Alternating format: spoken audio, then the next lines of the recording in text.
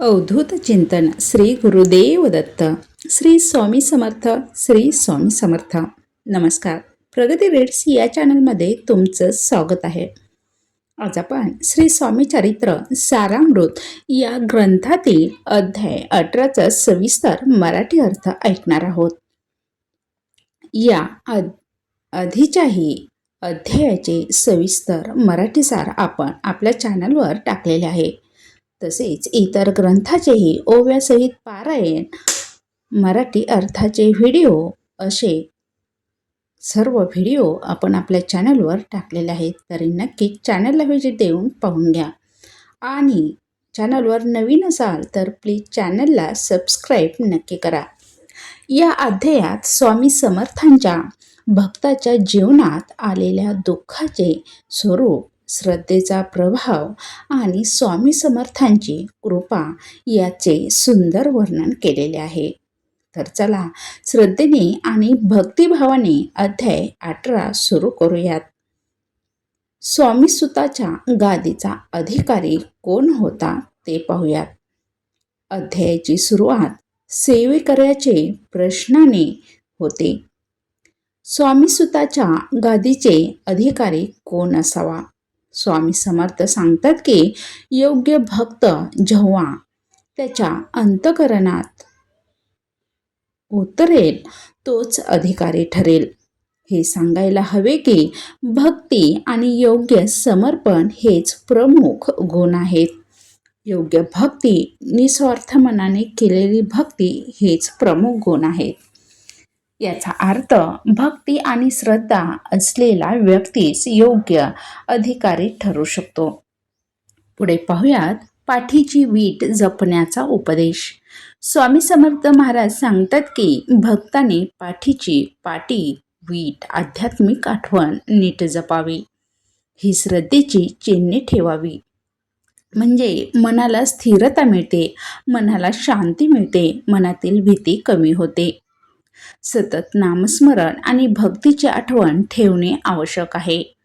पुढे पाहूयात स्वामी सुताचा भाऊ दुःखात.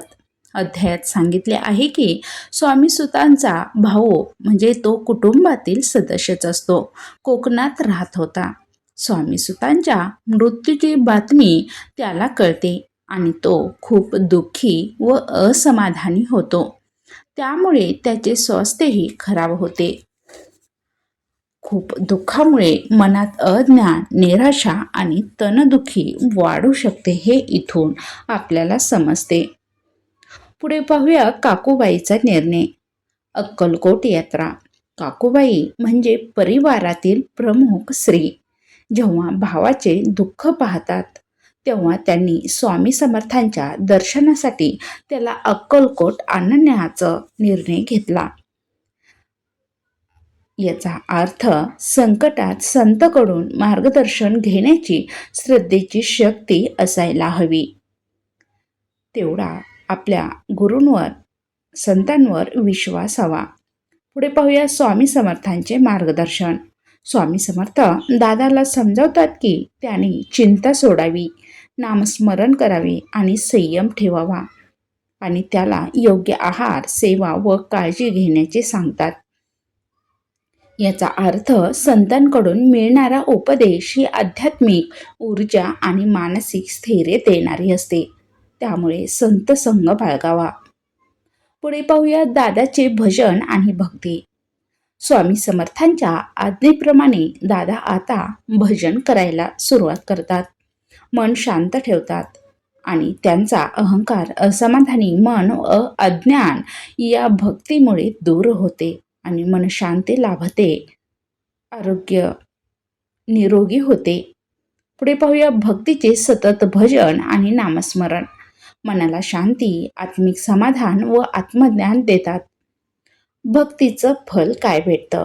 अखेर दादा भक्तीमध्ये रमून आनंदी होतात आणि सुरुवातीचे दुःख आणि भ्रम पूर्णपणे निघून जातो. त्याने आता संतांच्या शिकवणीनुसार जीवनाला नवी दिशा, त्यांनी स्वतःच्या जीवनाला नवीन दिशा दिलेली असते. याचा अर्थ श्रद्धा आणि भक्ती आणि संत कृपेमुळे जीवनात मानसिक शांतता आणि आत्मज्ञान लाभते. या अध्यायाचा मुख्य संदेश म्हणजे भक्ती आणि योग्य समर्पण हेच जीवनातील खरे अधिकार आहेत. दुःखातही संतांकडून मार्गदर्शन घेणे आवश्यक आहे. साधन म्हणजे श्रद्धा आणि नामस्मरण. भक्तीने अहंकार व अज्ञान दूर होते आणि मनाला शांती प्राप्त होते. श्री स्वामी समर्थ. श्री स्वामी समर्थ. इथे आपला सविस्तर सार पाहून झालेला आहे. व्हिडिओ आवडल्यास प्लीज व्हिडिओला लाईक करा, चॅनलला सबस्क्राईब करा आणि बेल आयकॉन दाबा. म्हणजे असेच भक्तिमय व्हिडिओ सर्वात अगोदर तुमच्यापर्यंत पोहोचतील. काही चुकलं असेल तर क्षमा असावी. मी माझी सेवा श्री स्वामींचरणी अर्पण करते. श्री स्वामी समर्थ. श्री स्वामी समर्थ. श्री स्वामी समर्थ. श्री स्वामी समर्थ असा नाम जप रोज 108 वेळा केल्याने तुम्हाला मनशांती लाभेल. धन्यवाद.